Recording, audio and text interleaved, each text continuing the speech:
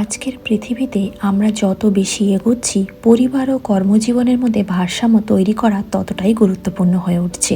নমস্কার, আমি অরিজিতা, সুইডেন থেকে আজ একটি ছোট্ট তথ্যমূলক ভিডিও নিয়ে। বিশেষ করে নতুন বাবা মায়েদের জন্য এই সময়টা হয় একদিকে আনন্দময়, অন্যদিকে চ্যালেঞ্জিং। কিন্তু ভাবুন তো, যদি এমন একটা সমাজ থাকে যেখানে শুধু মায়েরা নয়, বাবারাও সমানভাবে সন্তান লালন পালনের জন্য ছুটি পান, যেখানে পরিবারের সময় দেওয়া একটা দায়িত্ব নয়, বরং একসাথে বড় হওয়ার সুযোগ। এবারে আসি মূল কথায়। সুইডেন এই দৃষ্টান্তই তৈরি করেছে। সন্তানের জন্মের পর নতুন বাবা মায়েরা একসাথে পান 480 দিনের ছুটি, যেটা তারা নিজেদের ইচ্ছে মতো ভাগ করে নিতে পারেন। শুধু মায়ের ঘাড়ে দায়িত্ব চাপিয়ে না দিয়ে বাবাকেও সক্রিয়ভাবে সন্তান বড় করার সুযোগ দেওয়া হয় এই দেশে। এমনকি সুইডেনে বাবাদের পিতৃত্বকালীন ছুটি নেওয়ার জন্য উৎসাহিত করা হয়। সমাজও এটিকে সম্মানের চোখে দেখে।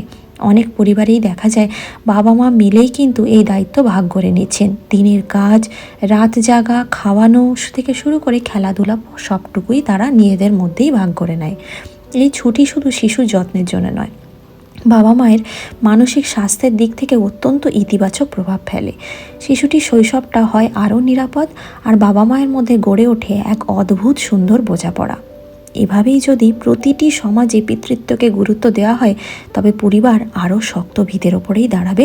এমনটাই তাদের মনোভাব এবং চিন্তাভাবনা, যেখানে সন্তান বড় হবে ভালোবাসা, সময় আর যত্নে ঘেরা এক পরিপূর্ণ পরিবেশে। কেমন লাগলো এই ভিডিওটা?